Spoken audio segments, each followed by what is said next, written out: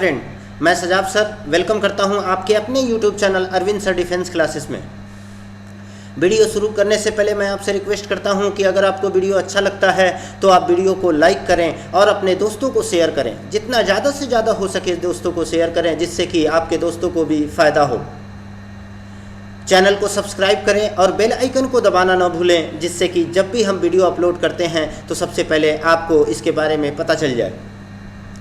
जैसा कि आप जानते हो कि हम लोग रे ऑप्टिक्स का ये लेक्चर नंबर 2 पढ़ रहे हैं और लेक्चर नंबर 1 में आपने देखा कि रे ऑप्टिक्स का बेसिक नॉलेज के बारे में बेसिक्स के बारे में बताया था।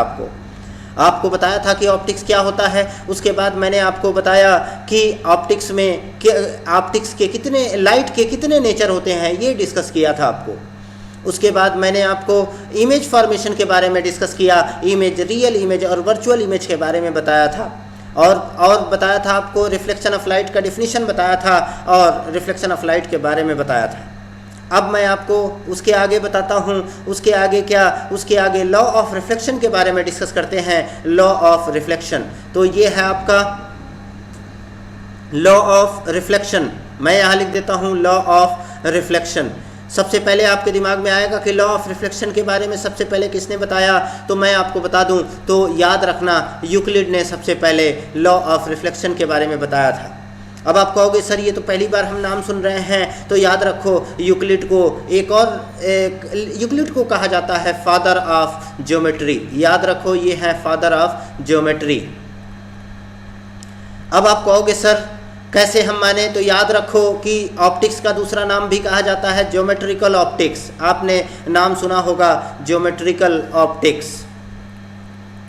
ऑप्टिक्स के कई बुक में आपको ऑप्टिक्स को ज्योमेट्रिकल ऑप्टिक्स के नाम से जाना जाता है। और इसे क्योंकि लॉ ऑफ रिफ्लेक्शन सबसे बेसिक जो है ऑप्टिक्स का, उसमें यूक्लिड ने बताया था लॉ ऑफ रिफ्लेक्शन के बारे में। अब लॉ ऑफ रिफ्लेक्शन में कितने लॉ होते हैं, तो याद रखिए दो लॉ ऑफ रिफ्लेक्शन है। तो सबसे पहले फर्स्ट लॉ ऑफ रिफ्लेक्शन के बारे में हम बात करते हैं। फर्स्ट लॉ ऑफ रिफ्लेक्शन में क्या कहा जाता है, तो याद रखिए ये फर्स्ट लॉ ऑफ रिफ्लेक्शन कहता है कि incident ray normal and reflected रे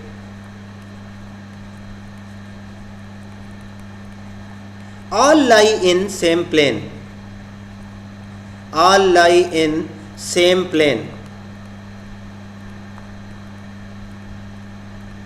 तो आप कहोगे सर इसका मतलब क्या हुआ कि incident ray, normal and reflected ray all lie in same plane, इसका मतलब क्या हुआ, तो याद रखिए कि ये इंसिडेंट रे, मान लो ये एक बाउंड्री है, बाउंड्री पर एक लाइट इंसिडेंट किया और आपको पता है जिस मीडियम में आया उसी मीडियम में चला गया। अब आप यहाँ सबसे पहले जिस पॉइंट पर इंसिडेंट किया है वहाँ एक नॉर्मल बना लो, ये कहलाता है इंसिडेंट रे। याद रखिए ये कहलाता है इंसिडेंट रे और ये कहलाता है नॉर्मल। अब आपको पता है कि इन दोनों को मिलाने पर ये एक प्लेन बन गया। तो याद रखिए कि जो रिफ्लेक्टेड रे होगा वो भी इसी प्लेन में जाएगा। याद रखिए ऐसे ही जाएगा। और कैसे, तो याद रखिए रिफ्लेक्टेड रे ऐसे जाएगा। अब याद रखिए ये फर्स्ट लॉ ऑफ रिफ्लेक्शन कहता है कि ये सभी एक प्लेन में होंगे। मतलब अगर देखा जाए तो ये 2D, अगर हम इसको एक प्लेन ऑफ पेपर ले लें तो समझ लो ये कौन सा डायग्राम होगा, 2 डायमेंशन का डायग्राम होगा। इसलिए इसे एक प्लेन कहा जाता है, इसे। तो याद रखिए 1 प्लेन है, ये प्लेन एक प्लेन में है ये, क्योंकि ये 2D डायग्राम है। तो याद रखिए ये मैंने आपको बताया कि ये फर्स्ट लॉ ऑफ रिफ्लेक्शन कहता है। अब याद रखिए इसका नाम है, इसको कहते हैं, ये कहलाता है रिफ्लेक्टेड रे। याद रखिए ये कहलाता है रिफ्लेक्टेड रे। तो ये आपका फर्स्ट लॉ ऑफ रिफ्लेक्शन है। अब हम सेकेंड लॉ ऑफ रिफ्लेक्शन के बारे में डिस्कस करते हैं। सेकेंड लॉ ऑफ रिफ्लेक्शन क्या कहता है, तो याद रखिए सेकेंड लॉ ऑफ रिफ्लेक्शन,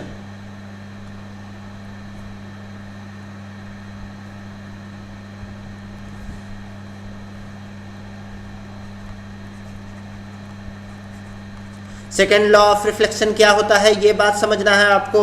तो याद रखिए कि मैं उसका डिफिनीशन लिख देता हूं कि incident ray, angle of incident angle of incident is equal to angle of reflection. मैं आपको पहले ही बताया कि मैं जो भी डिस्कस करूंगा वो बेसिक से बताऊंगा, बेसिक से क्लियर करूंगा कि इस सबका बेसिक क्या है, उसके बारे में मैं आपको बताऊंगा। तो समझिएगा आप, बेसिक इसमें आप सबसे पहले एक एक चीज़ के बारे में डिस्कस करते हुए चल रहे हो। तो याद रखो angle of incident equal to angle of reflection. अब आप कहोगे सर ये क्या है, तो याद रखो, देखो यहाँ एक डायग्राम बना के आपको दिखाता हूँ। तो मान लो ये बाउंड्री है, आपको पता है कि लाइट रे यहाँ इंसिडेंट किया, ऐसे इंसिडेंट ये कहलाता है इंसिडेंट रे। अब यहाँ एक नॉर्मल बना दिया मैंने, ये है नॉर्मल। और एक बात याद रखो कि ये एंगल ऑफ इंसिडेंट रे और नॉर्मल के बीच का एंगल जो है वो कहलाता है एंगल ऑफ इंसिडेंट। आई क्या है, एंगल ऑफ इंसिडेंट। अब देखो यहाँ पर लाइट यहाँ से क्या करता है, यहाँ से उसी मीडियम में जाता है, क्योंकि मैंने आपको बताया था ये एंगल ऑफ रिफ्लेक्शन, क्योंकि ये कहलाता है रिफ्लेक्टेड रे। तो ये एंगल ऑफ रिफ्लेक्शन कहलाता है, मतलब R बराबर एंगल ऑफ रिफ्लेक्शन।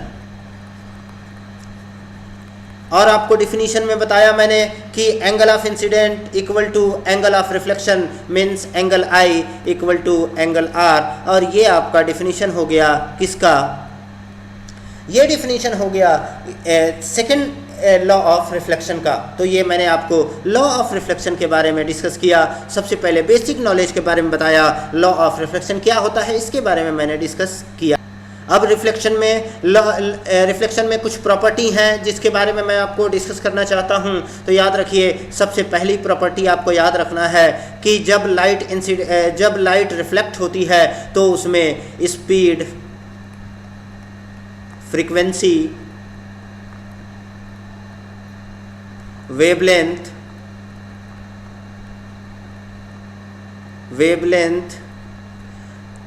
कोई चेंज नहीं होता, all are same after reflection. याद रखिए, रिफ्लेक्शन के बाद ये सभी क्या होते हैं, सेम होते हैं। रिफ्लेक्शन के बाद उसमें कोई चेंज नहीं होता है, याद रखिएगा। और दूसरी प्रॉपर्टी है कि अगर लाइट रे रिफ्लेक्ट होता है डेंसर मीडियम से, if light ray reflect from denser medium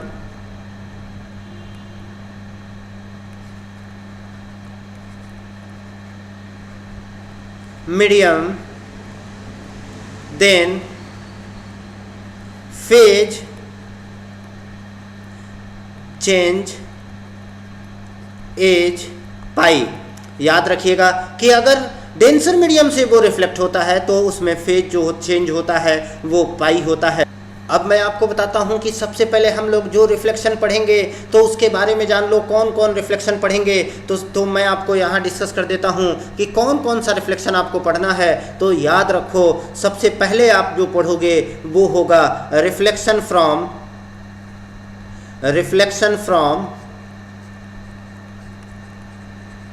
plane surface. याद रखो, सबसे पहले आप पढ़ोगे रिफ्लेक्शन फ्रॉम प्लेन सरफेस। और दूसरा जो है बी पॉइंट, तो आप समझो बी पॉइंट में रिफ्लेक्शन फ्रॉम स्फेरिकल सरफेस। याद रखो, स्फेरिकल सरफेस से रिफ्लेक्शन के बारे में आप पढ़ोगे। मतलब दो रिफ्लेक्शन आप पढ़ोगे, एक तो प्लेन सरफेस से रिफ्लेक्शन और दूसरा स्फेरिकल सरफेस से रिफ्लेक्शन आप पढ़ोगे। तो सबसे पहले मैं प्लेन सरफेस के रिफ्लेक्शन का डिस्कशन करता हूं। अब आपसे एक क्वेश्चन यहाँ पर बन सकता है कि बताओ, सबसे पहला क्वेश्चन कि बताओ रिफ्लेक्शन कहाँ होता है, लॉ ऑफ रिफ्लेक्शन किसके लिए वैलिड होता है। तो याद रखो, मैं यहाँ पर लिख देता हूँ, इसी में लिख देता हूँ तीसरे पॉइंट में। याद रखो, law of reflection is valid, law of reflection is valid for all type of reflection, all type of reflection. याद रखो कैसा भी रिफ्लेक्शन हो उसमें लॉ ऑफ रिफ्लेक्शन वैलिड करेगा। अब कहोगे कि कैसा, इसमें दिया कि कैसा भी रिफ्लेक्शन हो, कैसा भी का मतलब चाहे वो प्लेन सरफेस से हो, चाहे वो स्फेरिकल सरफेस से हो, चाहे वो रफ सरफेस से हो, हर जगह क्या होगा, लॉ ऑफ रिफ्लेक्शन वैलिड करेगा। अब आप कहोगे सर हमने बुक में एक चीज़ और देखा था कि उसमें देता है कि प्लेन सरफेस से और रफ सरफेस से रेगुलर और इरेगुलर रिफ्लेक्शन होता है, तो उसके बारे में हम डिस्कस नहीं कर रहे हैं क्योंकि वो सब तो 10th क्लास में हम लोग पढ़ते हैं और वहाँ से क्वेश्चन नहीं आता। अब समझो यहाँ पर आपको मैंने सबसे पहले बताया कि सबसे पहला टॉपिक हम लोग पढ़ेंगे रिफ्लेक्शन फ्रॉम प्लेन सरफेस। अगर आप प्लेन सरफेस से रिफ्लेक्शन की बात करते हो तो एक बात समझिएगा, आप मान लो कोई प्लेन सरफेस है, इस तरीके से प्लेन सरफेस यहाँ दिया हुआ है, प्लेन मिरर दिया हुआ है। याद रखिए ये प्लेन मिरर है, प्लेन सरफेस है, प्लेन मिरर है। अब मान लो कोई ऑब्जेक्ट है, मान लो ये ऑब्जेक्ट है, अब इसका इमेज कहाँ बनेगा, तो याद रखिएगा आपको मैं पहले ही बता चुका हूँ कि प्लेन मिरर से इमेज वर्चुअल बनता है। कल की क्लास में मैंने बताया था कि image form by plane mirror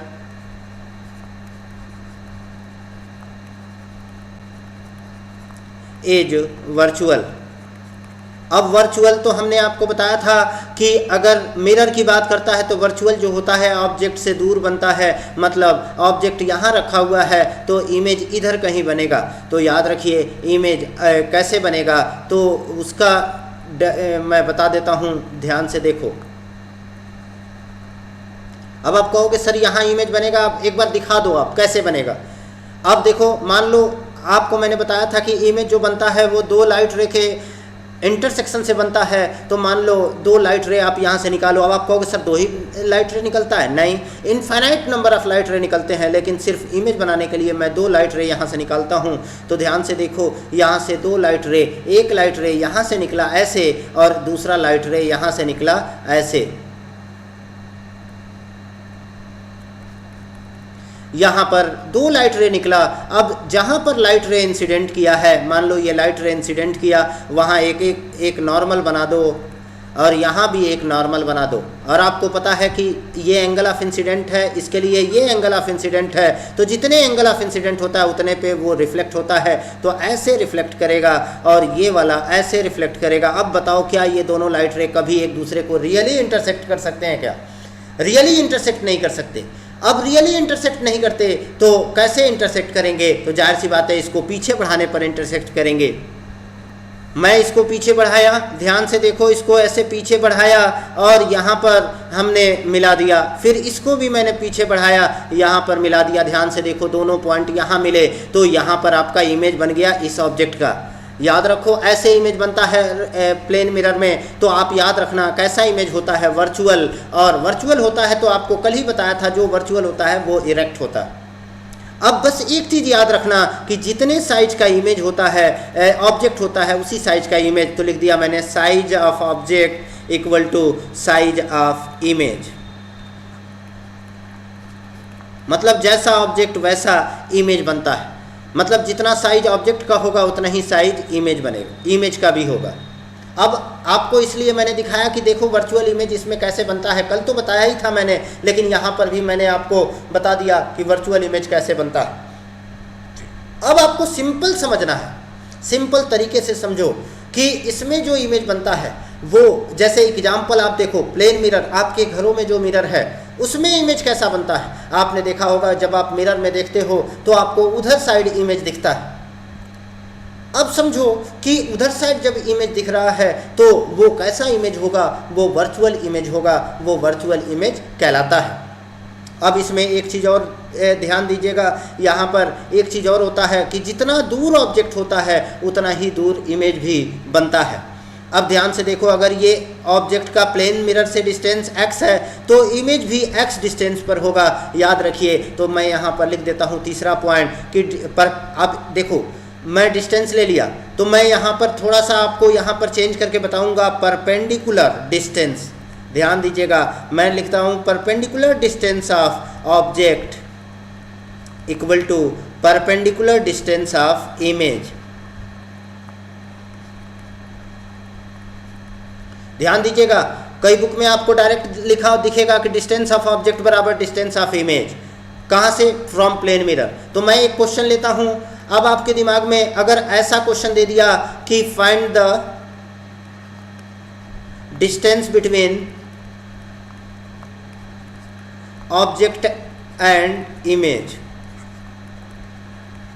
अब ऐसे क्वेश्चन दे दिया और आपको क्वेश्चन क्या दिया, ध्यान दीजिएगा, क्वेश्चन दिया इस तरीके से, ये एक प्लेन मिरर है, ये तो सिंपल क्वेश्चन दे दिया कि यहाँ एक ऑब्जेक्ट है वो 4 मीटर की दूरी पर है, तो बताओ ऑब्जेक्ट और इमेज के बीच की डिस्टेंस क्या होगा। तो तुरंत आप इसको ऐसे करोगे और आपको पता है 4 मीटर, ये तो परपेंडिकुलर है ही, तो 4 मीटर डिस्टेंस ऑब्जेक्ट का है तो इमेज भी 4 मीटर की दूरी पर बनेगा और यहाँ इमेज बन जाएगा और डिस्टेंस सोल्यूशन हो जाएगा। आपका साफ साफ दिख रहा है, 4 ये टोटल हो जाएगा 8 मीटर। तो ये सिंपल तरीके से आपने देखा कि सिंपल तरीके से कैसे क्वेश्चन आता है। अब मैं दूसरा अलग टाइप का क्वेश्चन लेता हूं, तो ध्यान रखिएगा कि ऐसे ही क्वेश्चन है, find the distance between object and image.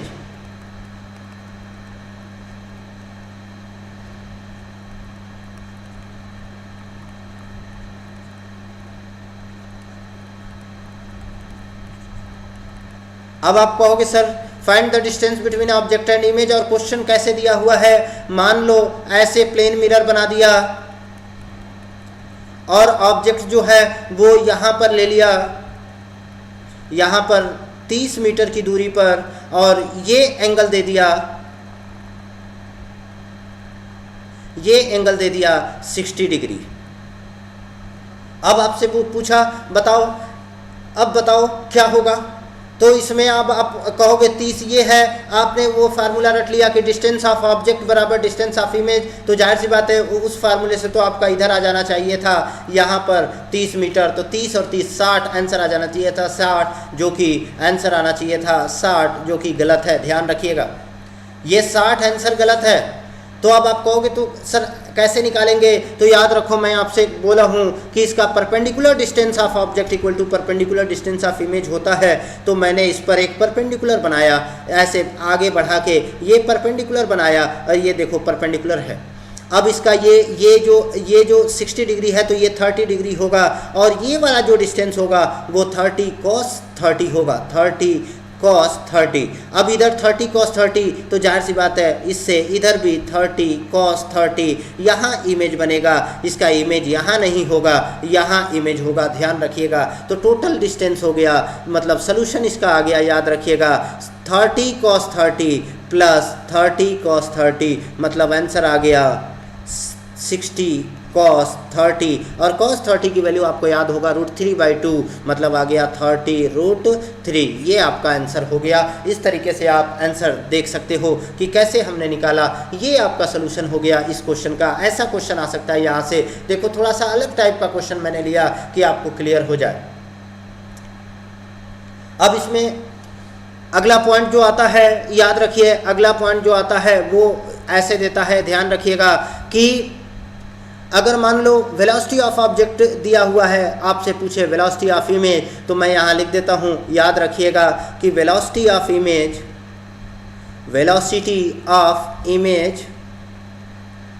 Is equal to velocity of object.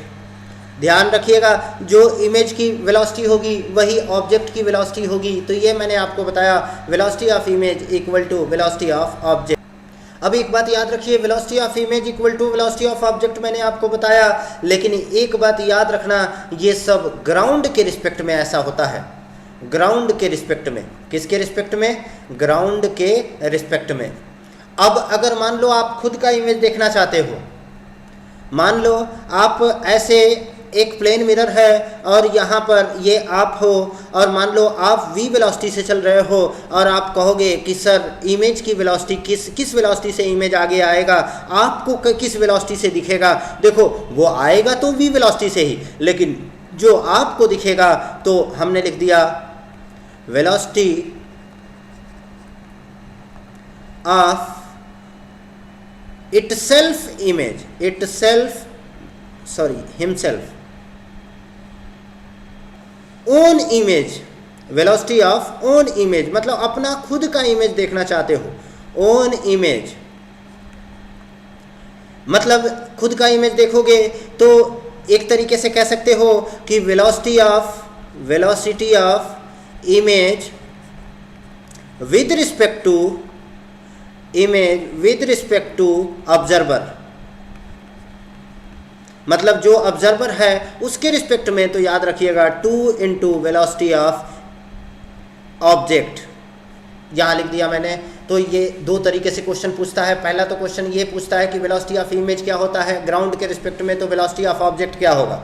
और दूसरा क्वेश्चन इस तरीके से देता है कि velocity of image with respect to observer क्या होगा, इस तरीके से क्वेश्चन दे सकता है। तो यहाँ से आप निकाल सकते हो सिंपल तरीके से, यहाँ से question 2 into velocity of object देख सकते हो। तो यहाँ से ऐसे क्वेश्चन बनता है, इस तरीके से क्वेश्चन बन सकता है। जैसा कि आपने देखा कि मैंने velocity of image and velocity of object के बीच रिलेशन बताया, और दोनों केस बताया आपको कि जब ग्राउंड के रिस्पेक्ट में हम वेलोसिटी देखते हैं और जब विद रिस्पेक्ट टू ऑब्जर्वर देखते हैं, ये देखो वेलोसिटी, दोनों के केस में मैंने आपको समझा दिया। इस तरीके से अगर क्वेश्चन आता है तो आप क्लियर कर सकते हो। अब देखो यहाँ पर एक क्वेश्चन आता है, देखो मैं आपको बताता हूँ, यहाँ एक क्वेश्चन आता है एंगल ऑफ डेविएशन के बारे में। एंगल ऑफ डेविएशन आपसे पूछ देता है कि अगर लाइट रे किसी सरफेस पर इंसिडेंट कर रहा है तो एंगल ऑफ डेविएशन क्या होगा। तो याद रखिए यहाँ पर मैं आपको एंगल ऑफ डेविएशन के बारे में क्लियर कर देता हूँ। तो याद रखिए एंगल ऑफ डेविएशन,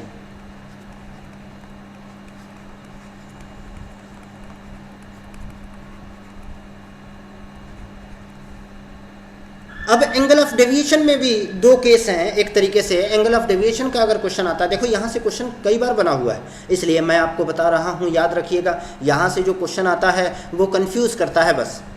एक तो सिंगल रिफ्लेक्शन का क्वेश्चन आता है और दूसरा डबल रिफ्लेक्शन का क्वेश्चन आता है। तो मैं यहाँ पर एक सिंगल रिफ्लेक्शन का बता देता हूँ, सिंगल रिफ्लेक्शन, और दूसरा डबल रिफ्लेक्शन का बता देता हूँ, सिंगल रिफ्लेक्शन, और दूसरा केस आपको बता देता हूँ डबल रिफ्लेक्शन का।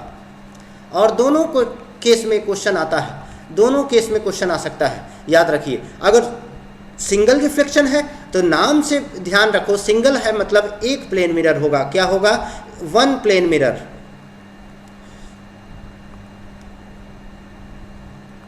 वन प्लेन मिरर होगा, याद रखिएगा, वन प्लेन मिरर।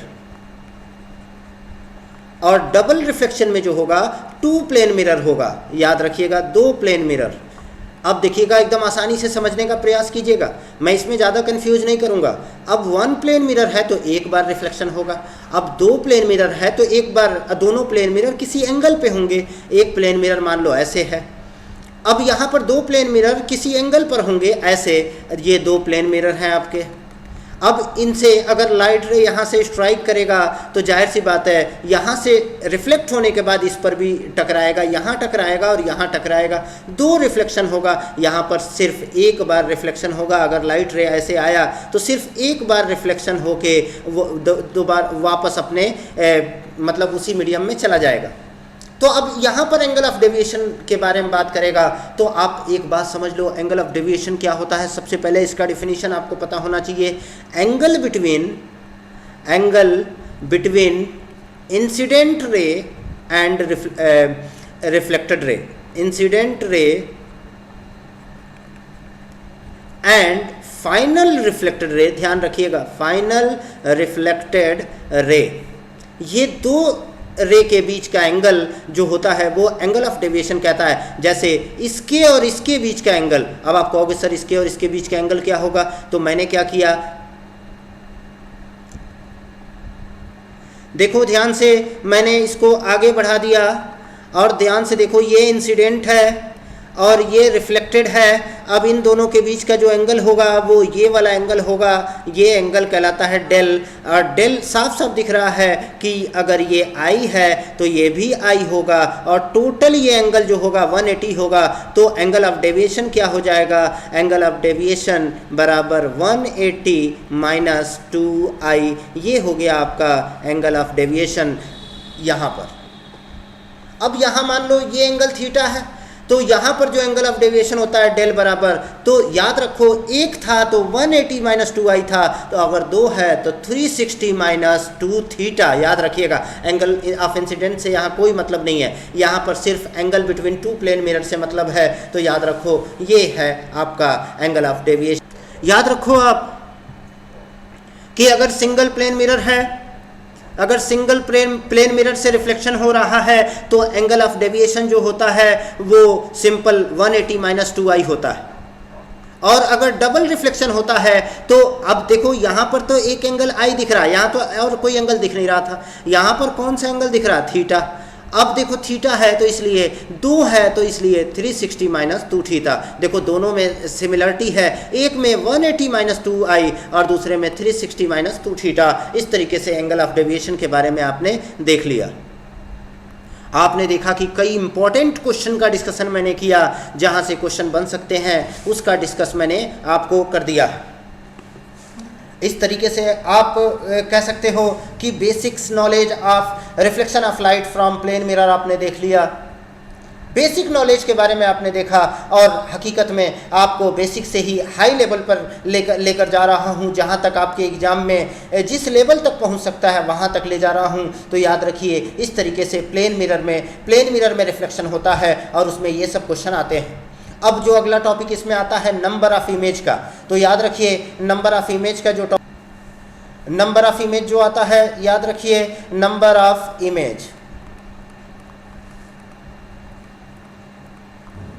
अब अगर नंबर ऑफ इमेज की बात कर रहे हैं तो याद रखिएगा सबसे पहले केस 1 की बात करते हैं कि अगर लाइट केवल एक रे से रिफ्लेक्ट हो रहा, एक प्लेन मिरर से रिफ्लेक्ट हो रहा है तो नंबर ऑफ इमेज कितने होंगे? तो लिख दिया मैंने यहाँ पर, याद रखिएगा if light ray reflect from one plane mirror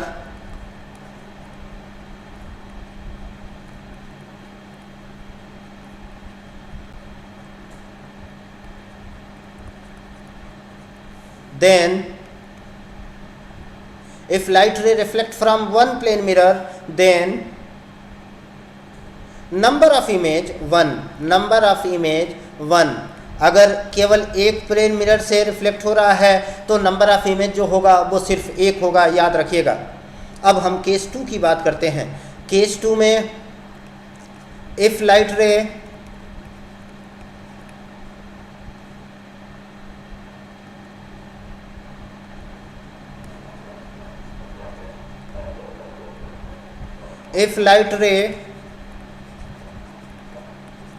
reflect from two plane mirror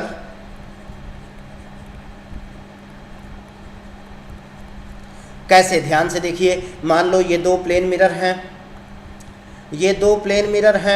और ये दोनों प्लेन मिरर किसी एंगल थीटा पर किसी एंगल थीटा पे इंक्लाइन है एक दूसरे से। ये एंगल थीटा पर इंक्लाइन है, तो इन दोनों के ठीक बीचों बीच एक लाइन मैंने बना दिया। तो याद रखिए इन दोनों को, ये थीटा बाई 2 है और ये भी थीटा बाई 2 है। तो ये जो लाइन कहलाता है, ये लाइन कहलाता है सिमेट्रिक लाइन। ध्यान रखिएगा सिमेट्रिक लाइन है। अब ये लाइन सिमेट्रिक है। अब इसमें केस 2 में कैसे कैसे हम बना सकते हैं? तो पहला पॉइंट समझो, केस 2 में पहला पॉइंट है कि if object placed at symmetric line, ध्यान रखिएगा अगर ऑब्जेक्ट सिमेट्रिक लाइन पर प्लेस्ड है, सिमेट्रिक लाइन अगर ऑब्जेक्ट यहाँ कहीं रखा हुआ है, इस सिमेट्रिक लाइन पर रखा हुआ है, मान लो ऐसे ऑब्जेक्ट है, तो यहाँ पर अगर कोई ऑब्जेक्ट है तो क्या होगा? याद रखिए नंबर ऑफ इमेज जो होगा वो मैं यहाँ आपको बता देता हूँ कि number of image equal to 360 by theta minus 1। ये फार्मूला याद रखना। कई समझदार होंगे वो इस फार्मूले को अपने ढंग से लिखेंगे। वो क्या लिखेंगे? देखो बहुत समझदार है। एक से बढ़ के एक समझदार लोग हैं, मैं सही बता रहा हूँ। इसको वो ऐसे लिखेंगे कि सर ने लगता है गलती से यहाँ माइनस लगा दिया। हाँ, गलती से लगाया हो, आपको दिख रहा होगा, लेकिन याद रखो ज़्यादा समझदारी भी गड़बड़ हो जाता है। तो 360/-1/थीटा ऐसे लिखेंगे। अरे यार, अगर ऐसे ही लिखना होता तो मैं 359/थीटा नहीं लिख देता, तो ये गलत है, ध्यान रखिए, ये गलत तरीका है। तो ज़्यादा समझदारी यहाँ पर बेकार कर सकता है। तो याद रखिए 360/थीटा अलग है और उसके बाद यहाँ पर माइनस है और ये 1 है। ऐसे अगर क्वेश्चन देता है तो आप तुरंत बता सकते हो कि नंबर ऑफ इमेज कैसे निकलेगा।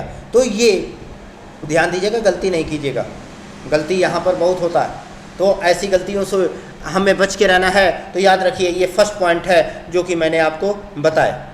अब इसमें सेकेंड पॉइंट आता है। सेकेंड पॉइंट की बात करता हूँ मैं। If object not placed at symmetric line,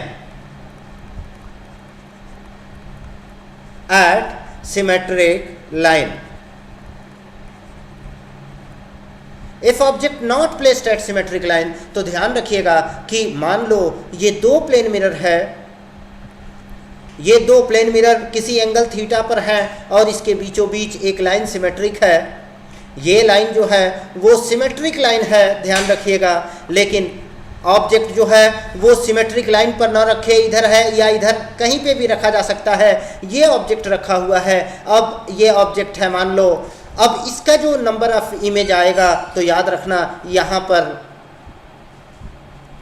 पर नंबर ऑफ इमेज थोड़ा सा टेक्निक से निकालना होगा। और ये टेक्निक क्या है ये समझने की ज़रूरत है, ध्यान दीजिएगा। यहाँ पर हम लोग बहुत गलती करते हैं। ए पॉइंट ध्यान रखिएगा, यहाँ पर ए पॉइंट क्या कहता है कि इफ़ 360/थीटा इज ऑड, अगर 360/थीटा आपने निकाला और वो ऑड आया तो समझ लीजिएगा कि नंबर ऑफ इमेज जो होगा वो number of image equal to 360/थीटा ही आंसर आ जाएगा, याद रखिएगा, इसमें कोई टेंशन लेने की ज़रूरत नहीं।